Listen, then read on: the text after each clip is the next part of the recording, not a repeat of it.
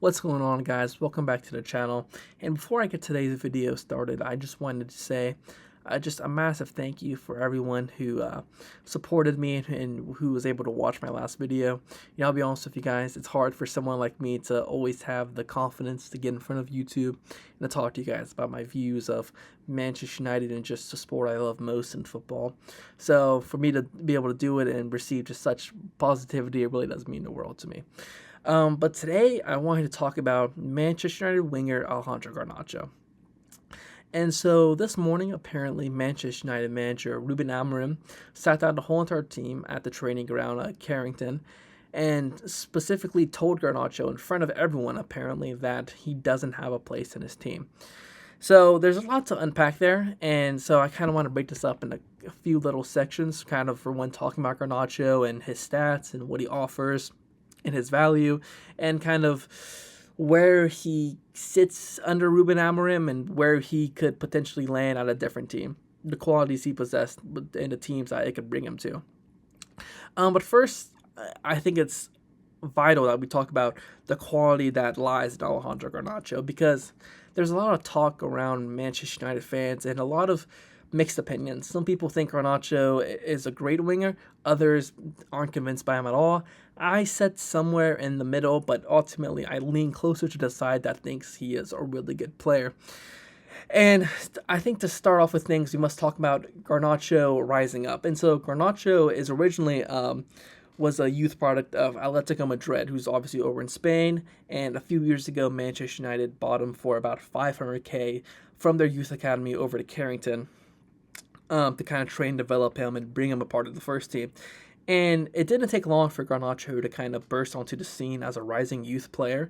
As a matter of fact, at the end of the 21-22 season, when United were at such a low point, it's even hard to believe that we're actually lower now, but back then we were at a low point, and there was a real emphasis on potential players who could bring United out of it. And obviously Manchester United has this long and storied history of bringing together, fantastic classes of youth players. You think of David Beckham, Paul Scholes, Gary Neville, players like that who've all come from the Manchester United Youth Academy. And so, like I said, United has this history that they will always produce some of the best young players in the world. And that was really propelled when Alejandro Garnacho was rising through the ranks. And at the end of that 21-22 season, Garnacho was looked at as the player to make the biggest impact next season. His idol was always Cristiano Ronaldo, and they both played a similar wing possession. So, of course, there were the immediate comparisons. And kind of from that second on, things kind of became a little bit tilted against Garnacho, because no matter how good or bad he would be, in all honesty, guys, he was never going to be the next Cristiano Ronaldo, and that's not a bad thing, by the way. But those are heights that are almost unreplicable. Yeah, sure, we'll say that. Can't be replicated. There we go.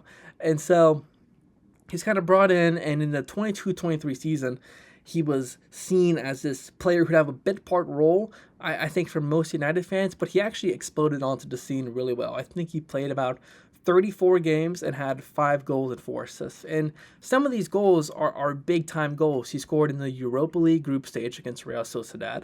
I believe he scored a winning goal in an FA Cup matchup against West Ham. He scored winning goal against Fulham right before the Premier League stopped to go on to the winter break for the 2022 World Cup. And that season, when United made it to the FA Cup final, he was brought on and almost immediately scored.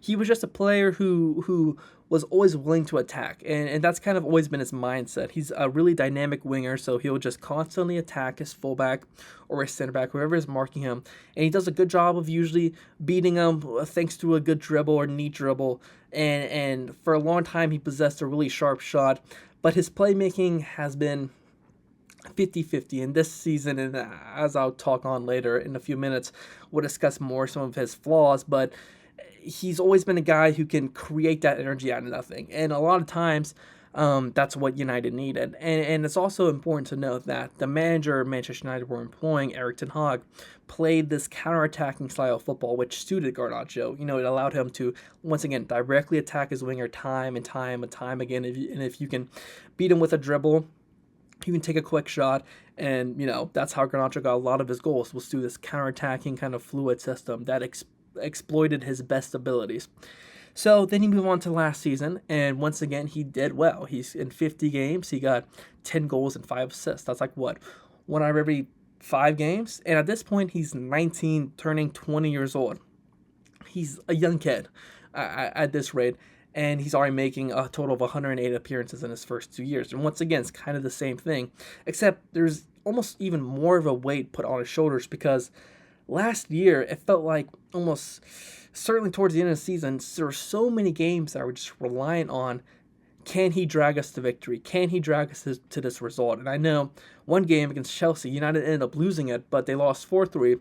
But he kind of sparked a comeback and scored 2 goals, I think. And, he put United in front.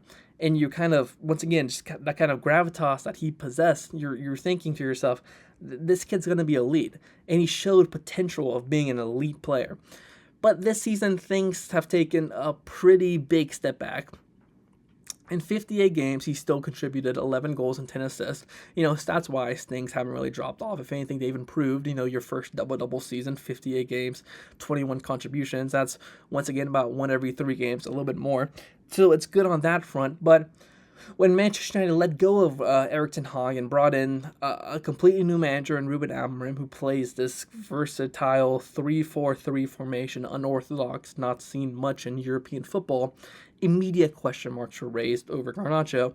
Because like I said, Garnacho has been raised and played this kind of solo role of a dynamic winger, attack, attack, attack. Now under Ruben Amorim, there's really only 2 feasible positions for him, either as a wingback or as one of the 2 number 10s, so one of the 2 attacking midfielders. And Garnacho never really showed an ability to do that. His playmaking wasn't always there, and you saw that a lot this season. He gets into really good opportunities, but his shot doesn't come off right, or he just makes the wrong decision. He's looked kind of devoid of confidence in a lot of potential goal-scoring opportunities this season.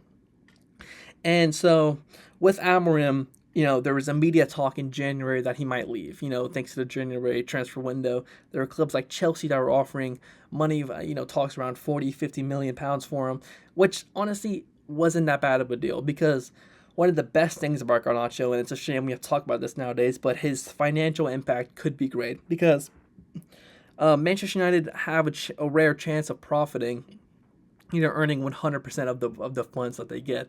So for very few players, Garnacho being one of them, if United sold him for 70 million, they'd be able to get 70 million right back. And there's rumors or estimates that United are $1 billion in debt. So the number one thing United need right now is money, especially, messing out on Champions League money if they would have won the Europa League final a couple days ago, which is something else we'll get onto in a little bit. So Garnacho was immediately looked at as this prized asset, as someone who could immediately inject money for the club, but ultimately he stuck with United, and he had a decent end of the season. I remember a couple weeks ago against Wolverhampton, even though United lost the game, he played really, really well. And kind of heading into this European final and in a couple of games leading up to the final, he was doing his job. It wasn't always fantastic, and he wasn't always standing out, but he was, for the most part, doing the most of the things right. But there were still those lingering question marks. Is he a specialist enough to play in the wingback? And is he have enough mental aptitude at this point to play in a more advanced, more technical role as a number 10 where you have to, it's just not all about taking on your man. It's about finding the right pass, taking your time with your passes. There's a lot more technical things that are a lot harder to develop, especially if you've never really played that possession before, which I don't think Garnacho has. But anyway, going into the Tottenham Hotspur game, the Europa League final, United's biggest game, one of their biggest games in recent memory, Garnacho was put on the bench, and he was only subbed on in the 70th minute. Now, in all honesty, I didn't want Garnacho to play the game, or I didn't want him to start at least, because we all thought that Spurs were going to kind of line up in this low block, park the bus kind of system, which automatically kills the chance for a counterattack. So kind of what Tottenham allowed was for United to hold pretty much all the ball. It was more, we're not going to let you score, rather than we're going to try and outscore you. And obviously, if you're a winger who likes to take on your man, it's hard to do that when there's 3 or 4 Tottenham players constantly around you, closing down the space in which Garnacho thrives off of usually. So kind of knowing that going into the game, I didn't want Garnacho to start. I wanted him to be on the bench and hopefully come on later against tired legs like he'd done so much of his career and make an impact. And so he was brought on with 20 minutes to go and almost immediately scored a great goal. It was saved by Vicario, the Tottenham goalkeeper, away, and ultimately United didn't get really hardly any more chances at the end of that game. And United ended up losing the final 1-0. And it was one of the darkest days in Manchester United's recent memory, probably for the last 35, 40 years easily. But after the game, when the mood was so low, Garnacho came out and just made things even just a slightly bit worse. He kind of came out and spoke to the press and said something along the lines of, I've contributed so much to his team over the past 2 rounds, which he had, to be fair. I can't believe, I don't know why I'm only getting 20 minutes in the Europa League final, a massive final for Man United. And he then said something along the lines of, I'm going to enjoy my summer break and then we'll see with the club. And then his brother, Roberto Garnacho, who has long been a polarizing figure, he's always backed his brother and has always never really thought anything wrong of his brother. And there's been times when Garnacho hasn't played great, or Garnacho has done, what's perceived to be the wrong thing with the team, or just in general. But Roberto has always been there. So Roberto then comes on Instagram and kind of says, he scored in the last 2 finals for Manchester United, and yet he's not even playing all but 20 minutes in this game. Kind of leading towards the belief that it's, disgraceful that he's not playing, that he's not getting more minutes. And I kind of understand what he's saying. Yes, if Garnacho was brought on 15 or 20 minutes earlier, maybe he could have had a bigger impact. But there's a time and place to say this stuff. It's not right after your team, who's currently sitting 16th, possibly 17th in the Premier League table by the time the season's done. It's not after they just lost their last chance at immediate cash funds and the chance of playing Champions League football next season, which means so much to the club. United were at, like I said, one of the lowest points in the last 50 years, and one of your stars is coming out and saying this, and his brother's posting this stuff on Instagram, and it hurts me because they know what they're doing. It's not like these guys are kids. I mean, yes, Garnacho is literally 20. He hasn't even turned 21 yet, but he knows what he's doing. He knows the type of controversy he's stirring up. And so that's kind of where I hold my, not even resentment, but just knowing that United isn't a place for him. And I think one of the reasons why United might just not be the place for him is kind of Ruben Amorim, not just even in the system, but one of the things that Ruben Amorim has insisted on through reading stuff from sporting fans, which was his previous club, or just from, respected journalists, is they said the most important thing to him is the culture. He wants to build a winning culture that starts with players, who will, die for the team, die for the ball, die for each other, things like that. And when you see Garnacho doing these kinds of statements immediately after a final, almost seems like it's thinking about himself rather than the team, that doesn't bode well at all. And there's kind of always been this perception that maybe he's a little bit of a selfish player. I think it's kind of hard to buy into, but earlier in the season, United had a massive game against Manchester City, where Garnacho was not even involved in the squad. United won the game 2-1, but one of the talking points was both Garnacho and Marcus Rashford weren't even in the squad. And while afterwards, Marcus Rashford was kind of exiled from the team, later went on loan to Villa, as we know, Garnacho stepped it up and in training looked apparently a lot better and starting to earn a lot more minutes. And I even think in Erik ten Hag's first season in the preseason, Garnacho was supposed to come on, and he didn't. Both him and Cristiano Ronaldo refused not to come on. He's had a couple little moments like that where you're kind of questioning his maturity, and I understand, like I said, at these points he was 18, 19, 20 years old. He's still, just a kid, and I understand that, but you'd like to see a little bit more maturity out of a top-level player, or potentially top-level player. So for him to immediately kind of, like I said, after the final, make those statements, it doesn't sit right with anybody. So that's why I'm sitting here and I'm thinking, does this coincide with the culture that Ruben Amorim wants to build?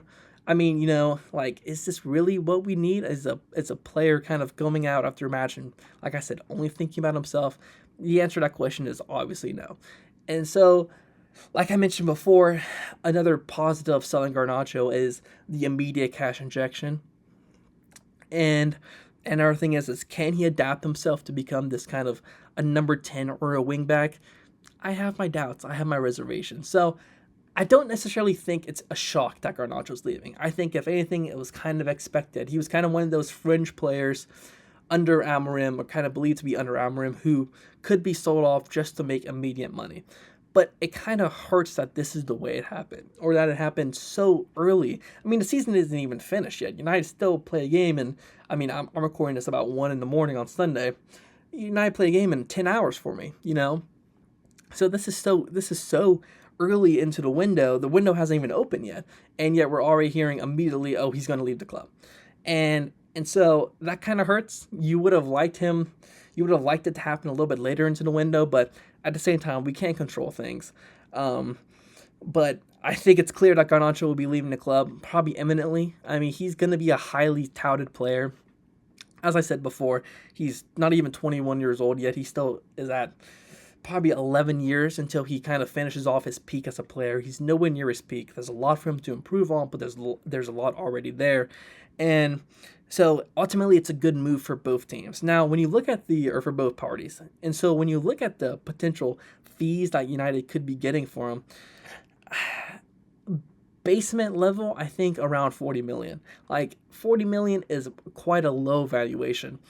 And you have to think now, you have to realize today the football market value it's a lot more skewed. 40 million, what it is now, isn't what 40 million was 10 or 15 years ago now.